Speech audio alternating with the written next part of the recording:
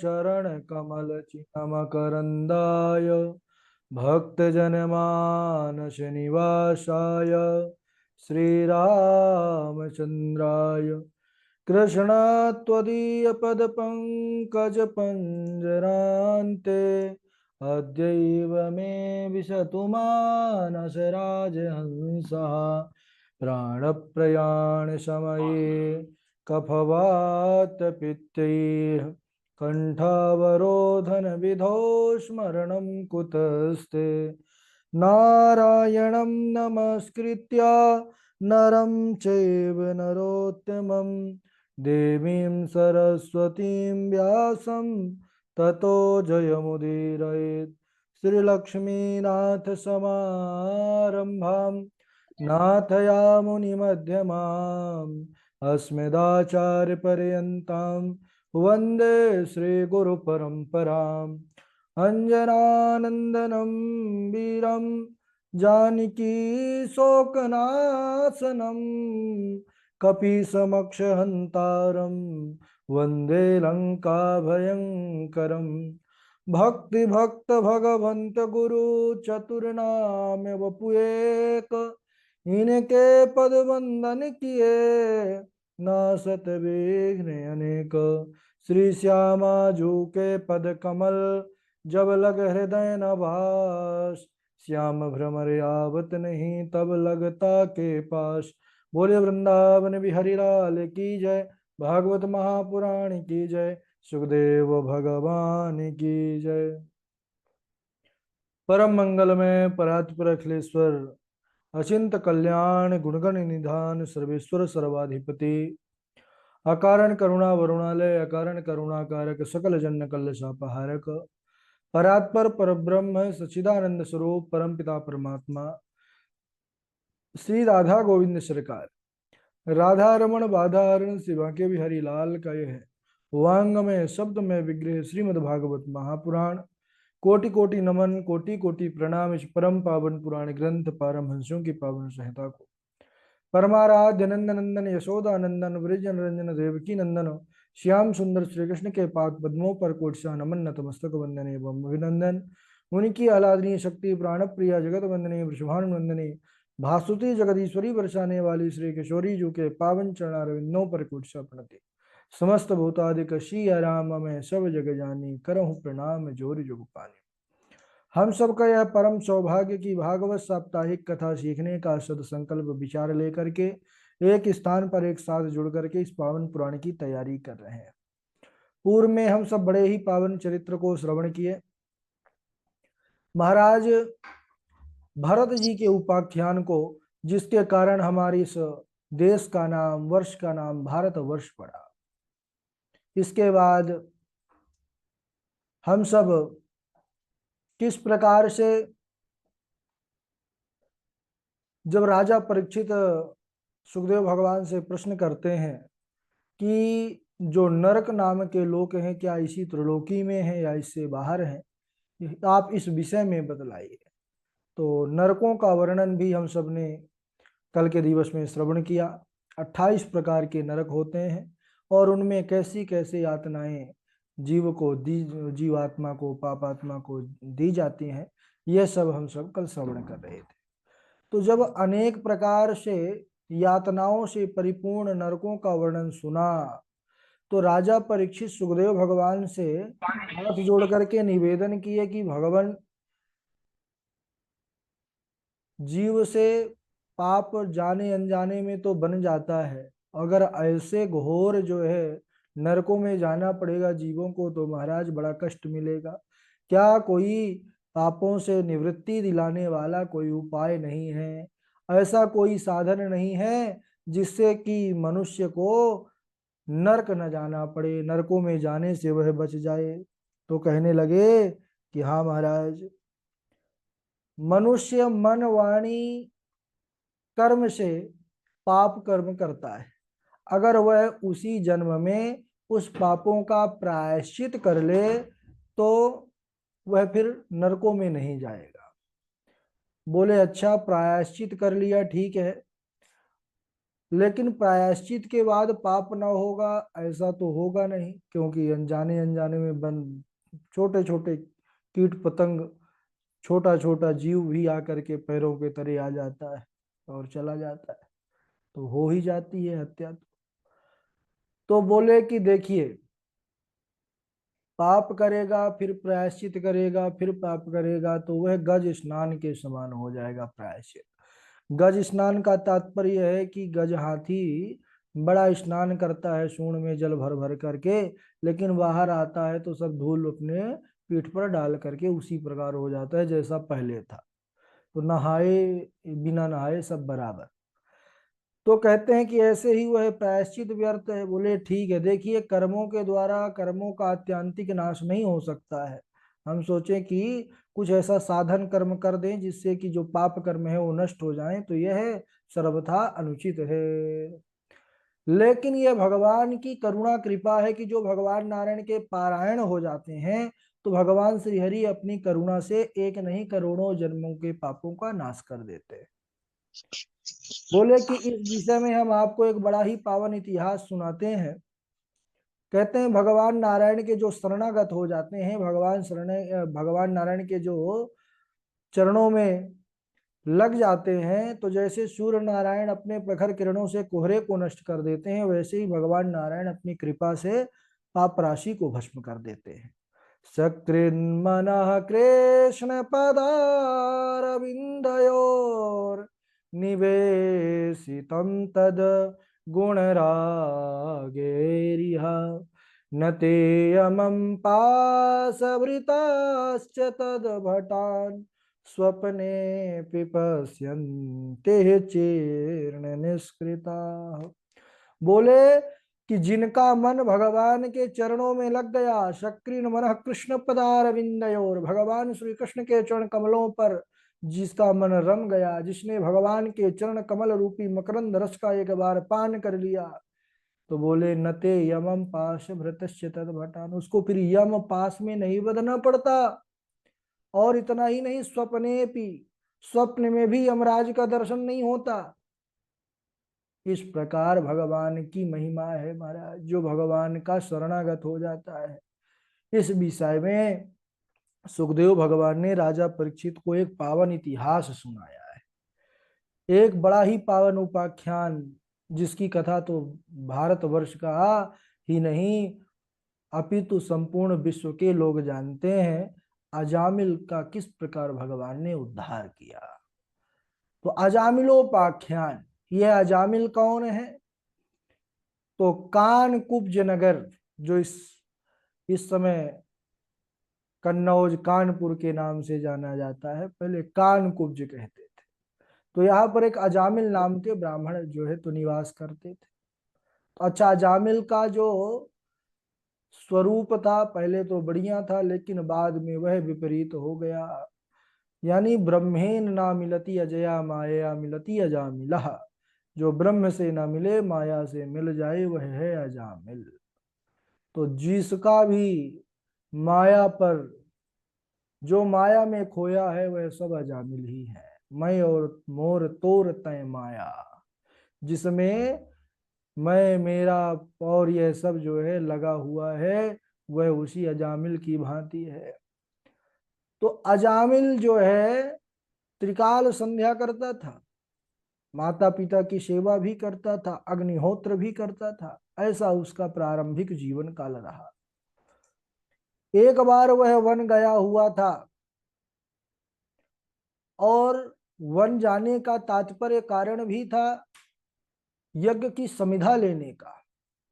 लेकिन वह जब वन को गया सज्जनों, वहां पर उसने एक गणिका को देखा पर पुरुष के साथ। तब तो महाराज उसको देख लिया जब गणिका को, तो अब उसी का चिंतन उसके मन में चलने लगा। कोई भी कर्म करता, पूजा करता, यज्ञ करता, सभी जगह वह उसी को देखने लग गया। अजामिल सारी संपत्ति बेच डाला महाराज, जो भी उसके पास था सब कुछ उसने बेच दिया। सबका, घर जनों का, परिवार जनों का त्याग कर दिया, और उसके पालन पोषण करने के लिए अत्यंत उग्र कर्म करने लगा, चोरी करने लगा, डकैती डालने लगा, राहगीरों को लूटने लगा। अब समय धीरे धीरे व्यतीत हुआ। उस गणिका से उसको 9 पुत्र हुए। 10वां पुत्र जब गर्भ में था, उसी समय भगवान का उस पर अनुग्रह हुआ। अच्छा, भगवान का अनुग्रह तभी होता है जब हमारा भजन हो। ध्यान दीजिएगा, जामिल का पूर्व जो समय था वो बढ़िया था। उसने बड़ा, महाराज, तीनों कालों की संध्या करने वाला ब्राह्मण था। इसलिए भजन कभी व्यर्थ नहीं जाता। वो कब जो है हमको फलीभूत कर दे और हमारा कल्याण कर दे, ये परमात्मा के ऊपर रहता है। इसलिए भजन हमेशा करना चाहिए। तो उस गणिका से 9 पुत्र हुए, 10वां गर्भ में था। उसी समय महात्माओं की टोली प्रयागराज जा रही थी, और कन्नौज जब पहुंचे, कानपुर कानकुब्ज नगर में, तब तक देखा कि अब सायंकालीन समय हो चुका है। अब हम ब्रह्म मुहूर्त में प्रातःकाल अब आगे बढ़ेंगे। अब यहीं पर विश्राम किया जाए नगर में। गांव के कुछ बालक खेल रहे थे वहीं पर महाराज। महात्माओं ने पूछा कि चलो यहीं से परिचय प्राप्त करते हैं, कोई सदाचारी ब्राह्मण होंगे, उनके आज यहाँ घर पर निवास करेंगे, भिक्षा वहीं से होगा, भोजन, और प्रातःकाल निकल जाएंगे। अब महात्माओं ने बालकों से पूछा कि भाई कोई सदाचारी तपोनिष्ठ ब्राह्मण का घर है? तो बालकों ने चंचलता वश धुंध उसका अजामिल का नाम बता दिया। अरे हमारे गांव में महाराज, बाबा जी, बहुत बड़े एक ब्राह्मण रहते हैं, बड़े तपोनिष्ठ, बड़े योगी हैं। अच्छा, क्या नाम है? बोले उनका नाम है अजामिल। अच्छा, अब वो बालक क्या है भाई, बालक का दोष क्या कहे? क्योंकि बाबा जी कहते हैं बालक बानर एक स्वभाव। तो बानर और बालक में जो है तो अंतर नहीं रहता, वो चंचलता बस कि चलो आज देखते हैं क्या होता है। बता दिया, लेकिन यह सब दैव की इच्छा से ही होता है। अजामिल का घर बता दिया कि बड़ा सदाचारी ब्राह्मण है हमारे नगर में। ब्राह्मणगढ़ पहुंच गए और द्वार से ही भिक्षा लगाए, भिक्षाम देहि भिक्षाम देहि। अब अजामिल तो थे नहीं सदाचारी ब्राह्मण। उनकी जो पत्नी थी वह बाहर निकली घड़ी का। अरे महात्माओं का आज विशाल जो है समूह देख करके वह आश्चर्य में पड़ गई कि हमारे घर में तो कभी कोई आता नहीं है, आज ये महात्मा कैसे आ गए? बोले कहिए महाराज, कहाँ से आए हैं? अरे बोले हम, क्या ये भक्त अजामिल का घर यही है? बोले हाँ, अजामिल का घर यही है, लेकिन महाराज भक्त अजामिल का नहीं है, ये अभक्त अजामिल का घर है। बोले देखो अब जैसा भी हो, अजामिल का घर यही है ना? बोले हाँ। तो बोले ठीक है, आज हम यहीं से भिक्षा करेंगे। बोले महाराज आपको कोई भूल हुई है, रास्ता भटक गए हैं, हो सकता है कोई और होगा अजामिल। हमारा जो पति है बड़ा दुष्ट है, बड़ा उग्र स्वभाव का है, बड़ा पाप कर्म करता है, महात्माओं से तो विशेष चिढ़ है उसको। आप लोग समय रहते चले जाइए, क्या पता कभी भी आ सकता है। महात्मा निर्भीक, महात्माओं को काहे की टेंशन, हाँ संसार छोड़ दिए, अब इसके बाद भी अब उनको काहे का डर। महात्माओं ने कहा देखो देखो देवी जी, हमने तो निश्चय कर लिया है और पता भी हम पूछ करके आए हैं। अगर अजामिल का घर यही है तो यही अजामिल के यहाँ हम भिक्षा करेंगे। ओह, महात्माओं की निर्भीकता को देखा उस गणिका ने तो उसका भी हृदय बदल गया। बोले धन्य मेरे भाग। ठीक है महात्मा जी ठहरिए, अभी मैं कच्चा सीधा लेकर के आती हूँ। कच्चा सीधा लाकर महात्माओं को सौंपा, लीजिए महाराज आप बनाइए और पाइए। अब महात्मा प्रसन्न हो गए, भिक्षा मिल गई। सुंदर जो है बाहर स्थान, जहां पर बढ़िया छायादार वृक्ष थे, वहीं पर अपना आसन लगाया है, सुंदर भोजन बनाया है। भोजन बनाने के बाद प्रसाद जो है भगवान को भोग लगाया है। ये 2 थाली अजामिल के घर भेजा है कि वह भी पाए प्रसाद भगवान का। सुंदर पंगत लगी, कीर्तन हुआ, जयकारा लगा। और फिर महाराज साधु जी हरिहर और सब जो है सुंदर प्रसाद पाए। साधुओं का प्रसाद तो ऐसे ही होता है, ऐसा नहीं कि भाई सीधे भोजन आया पा लिए। पहले तो प्रभु का गुणगान करते हैं महात्मा लोग, जिसकी कृपा से अन्न आज हमको मिल रहा है, उसका शुक्रिया अदा करते हैं, उनका धन्यवाद करते हैं, जय जयकार करते हैं, फिर पाते हैं। अब इधर महात्मा लोग भजन करते हुए सत्संग करते हुए शयन करने लगे, विश्राम करने लगे। आधी रात बीती तब आया अजामिल लूटपाट करके।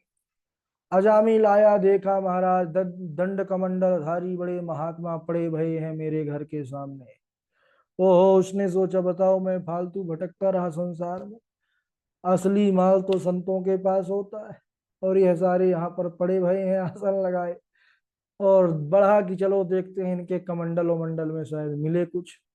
तब तक वह गणिका बाहर निकली, आंख दिखाई। वह दुनिया को तो डराता था, लेकिन उस देवी से बहुत डरता था। आंख दिखाई, अरे उधर जाना मत भूल करके, चलो इधर अंदर। आया, प्रसाद पाया। प्रसाद पाते ही महाराज काफी कुछ उसके हृदय में बदलाव हुआ। प्रातः काल महात्मा लोग भी अपने नित्य क्रिया से निवृत्त होकर के सुंदर स्नान ध्यान आदि करके पहुंच गए भक्त जामिल के यहाँ पर। अब वह भक्त ही हो चुका जिसके यहाँ संत पधार जाए, है ना। क्योंकि सुत दारा और लक्ष्मी पापियों के घर होए, और संत समागम हरि कथा तुलसी दुर्लभ धोए। तो संत समागम हो गया है आज, तो वो है पापी थोड़ी रह गया, अब वह भक्त अजामिल हो गया। अब जो है अजामिल के पहुंच गए घर में, कहने लगे देखो यजमान, भिक्षा हो गई। ब्राह्मण जो है, अब हम संत ब्राह्मण जाने को आए हैं। हमारा नियम है जहां से हम भिक्षा लेते हैं वहां से हम कुछ दक्षिणा भी लेते हैं।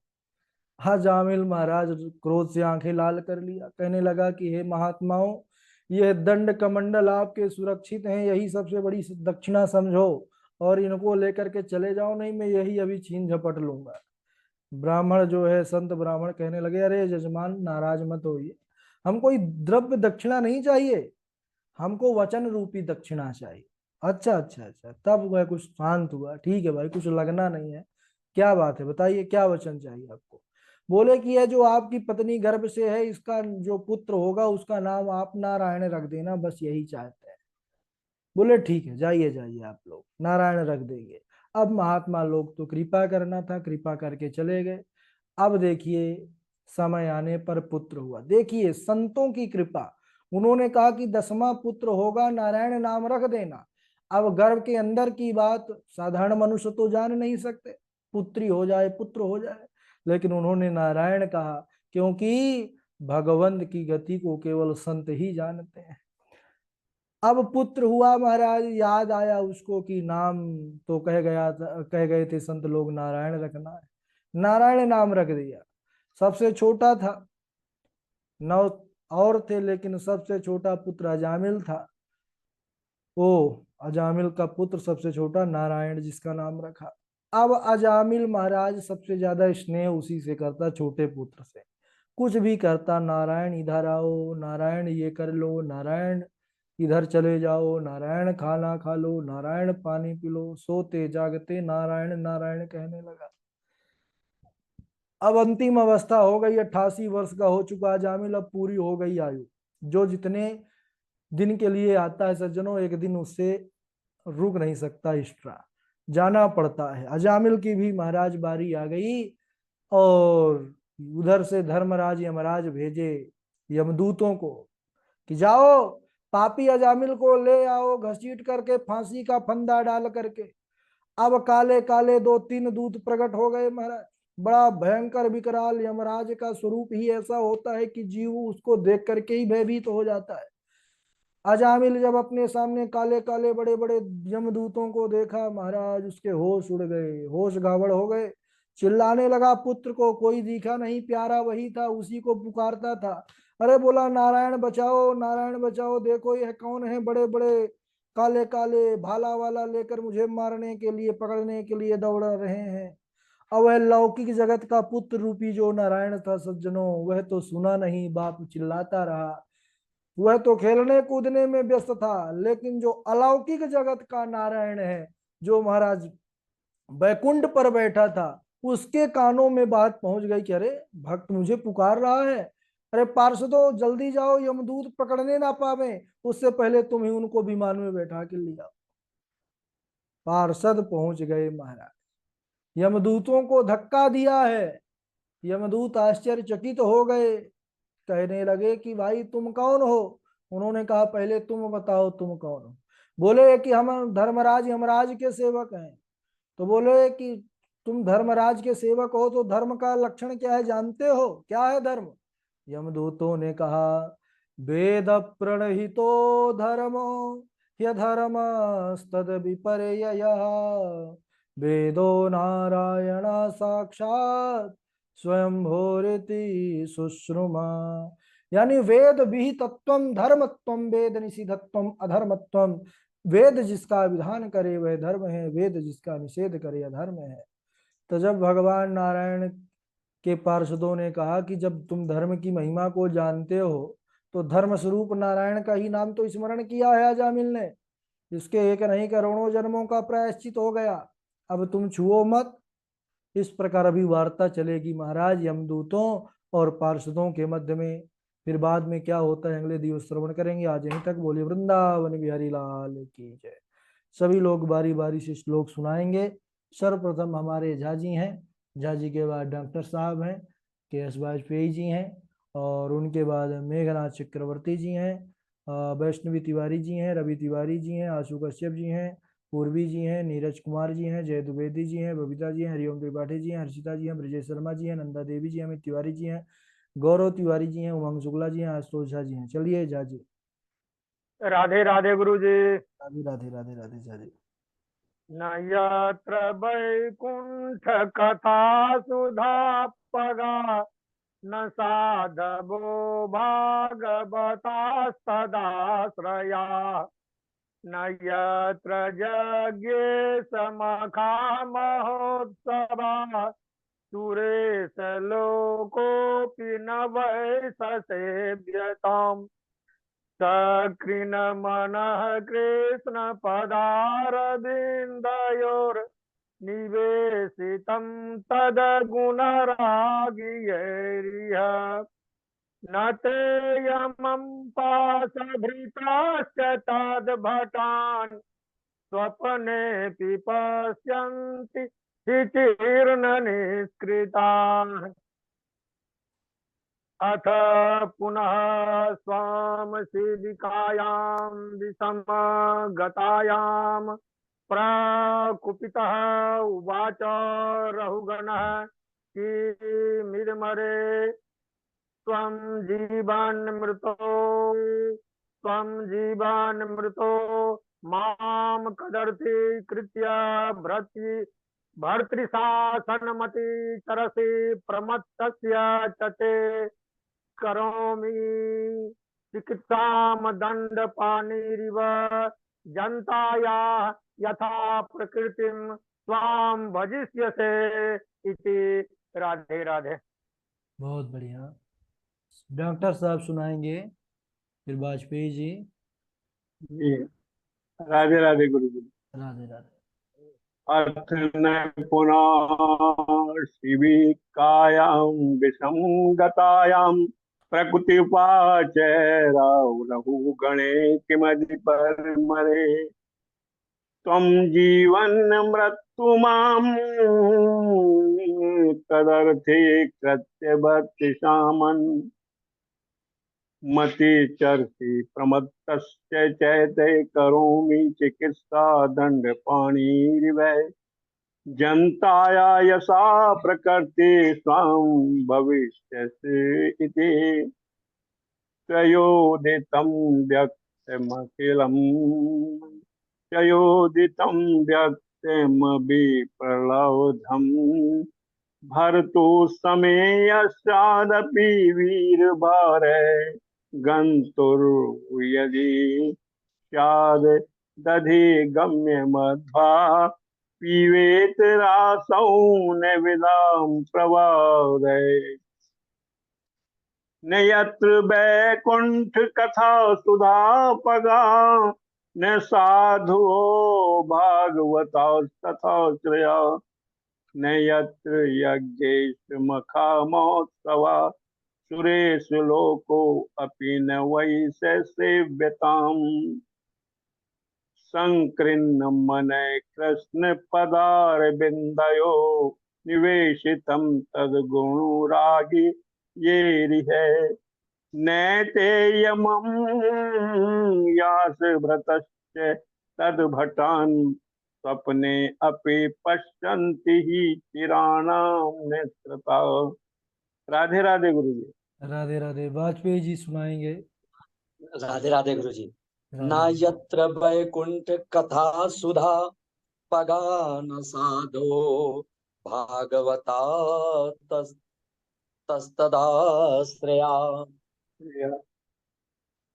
समखा महोत्सवा सुरेश लोकोपिन वैसा सेव्यताम् सकृन् मनः कृष्ण पादारविंदयो निवेशितम् तदगुण रागि ऐरिहा नाते अमं पाशभृत तद्भटान् सपने ने पश्यन्त हि क्षीण निष्कृता। राधे राधे गुरु जी। ठीक है, राधे राधे। आदित्य गौतम जी हैं, पूर्वी किशोरी हैं, वैष्णवी तिवारी जी हैं, रवि तिवारी जी हैं। राधे राधे गुरुजी प्रणाम। हाँ, सुनाइए वैष्णवी जी। न यत्र बैकुंठ कथा सुधा पगा न साधवो भगवतादाश्रयः न यत्र यज्ञेश मखा महोत्सव सुरेश लोकोऽपिन्वैष शव्यताम्। राधे राधे गुरुजी। राधे राधे। राधे राधे गुरु जी।